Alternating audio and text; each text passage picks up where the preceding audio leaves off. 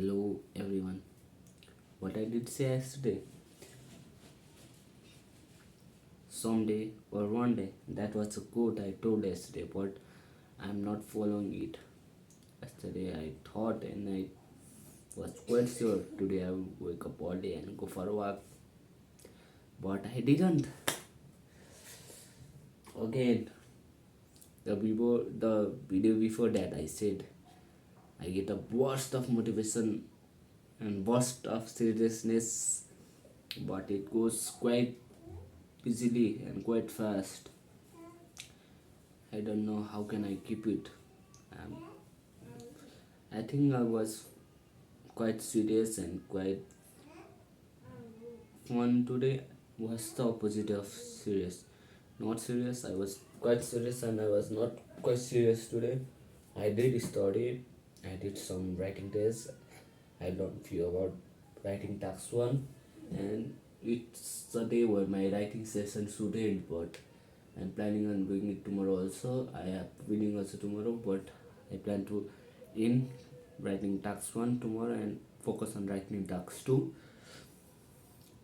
So that's the plan for tomorrow, and we will know in tomorrow's video if I do it or not someday or day one.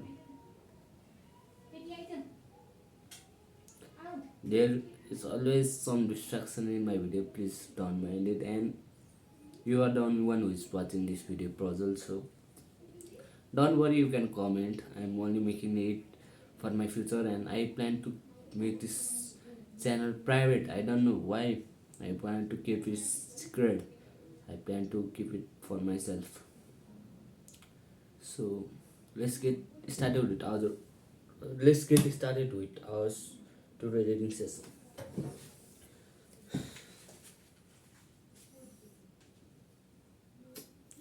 Choose heroes, the power of myth. When I was a kid, I greatly admired Willie Mays, Hanks Aaron, and Yogi Berra. They were my heroes, and I wanted to be just like them. I treasured their baseball cards. I knew their stats, the RBIs and the ERS, their batting averages, how much they got paid, and how much they came up from the minor league, and how they came up from the minor league. As a 9-year-old kid, when I stepped up to bat or played first base or catcher, I wasn't me. I pretended I was a famous special baseball player. It's one of the most powerful ways we learn, and we often lose that as adults. We lose our heroes. Today, I watch young kids play basketball near my home. On the court, they are not little Johnny. They are pretending to be their favorite basketball heroes. Copying or emulating heroes is the true power of learning. I have new heroes as I grow older. I have a golf heroes and I copy their wins and do my best to read everything I can about them. I also have heroes such as Donald Trump, Warren Buffett, Peter Lynch, George Soros, and Jim Rogers. I know their stats just like I knew ERAs and RBIs. Of my childhood baseball heroes, I follow what Warren Buffett invests in and I read anything I can about his points of view in the market and how he chooses stock. And I read about Donald Trump trying to find out how he negotiates and put deals together.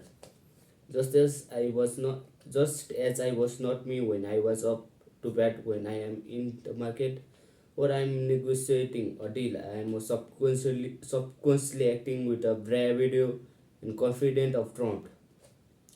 Or when analyzing a trend, I look it as thought Warren Buffett were doing it. By having heroes, we tap into a tremendous source of raw genius. But heroes do more than simply inspire us. Heroes make things look easy. Making it look easy convinces us to want to be just like them. If they can do it, so can I. When it comes to investing, too many people make it sound hard. Instead, find heroes who make it look easy. Teach and you shall receive the power of giving. Both of my dads were teachers. My rich dad taught me a lesson I have carried all my life, the necessity of being charitable or giving. My educated dad gave me a lot of his time and knowledge, but almost never give away money. He usually said that he would give when he has some extra money, but of course, there was really an extra. My rich dad gave money as well as education. He believed firmly in tightening. If you want something, you first need to give. He would always say, when he was short of money, he gave money to his church or to his favorite charity. If I could leave one single idea with you, it is the idea.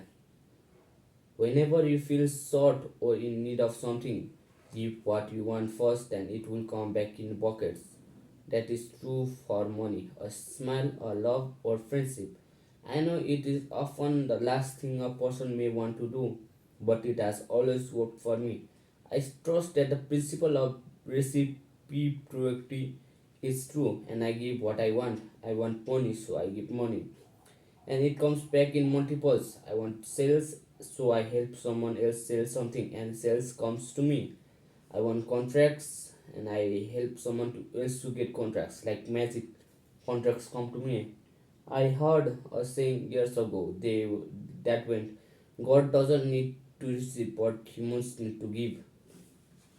My rich dad would often say, poor people are more greedy than rich people. He would explain that if a person was rich, that person was providing something that other people wanted.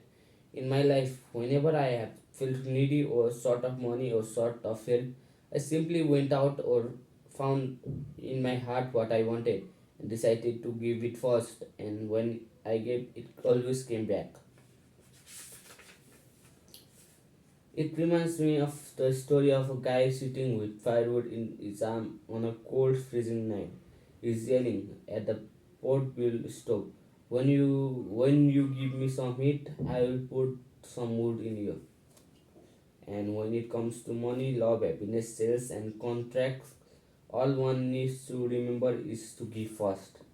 Often, just the process of thinking of what I want and how I could give that to someone else breaks free a torrent of bounty. Breaks free a torrent of bounty. When I feel that people aren't smiling at me, I simply begin smiling and saying hello. Like magic, the next thing I know, I am surrounded by smiling people. It is true that your words is only a mirror of you. Your world is only a mirror of you. So that's why I say, teach and you shall receive. I have found that the more I teach those who want to learn, the more I learn. If you want to learn about money, teach it to someone else. A torrent of new ideas and final distinctions will come in. There are times when I have given and nothing. There are times when I have given and nothing has come back. So what I have received is not what I wanted, or what I received is not what I wanted. But upon closer inspection and soul searching, I often giving to receive in those instances. I was often giving to receive in those instances. Instead of giving for the joy that giving itself brings. So I was often giving to receive in those instances instead of giving for the joy that giving itself brings. My raised dad taught teachers and he became a master teacher. My rich dad My dad taught teachers and he became a master teacher. My rich dad always taught young people.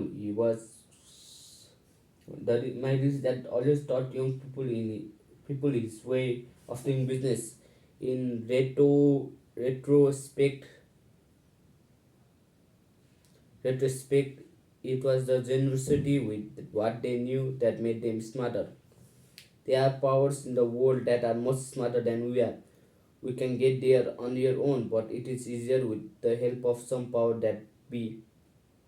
You only need to be generous with what you have.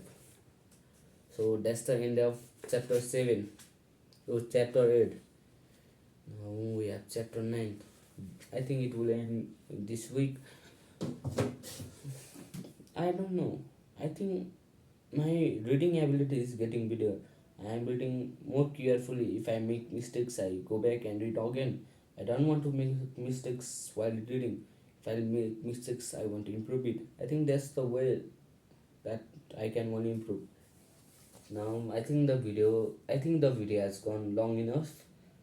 Let's end it here. I'll do a speaking test and get to sleep.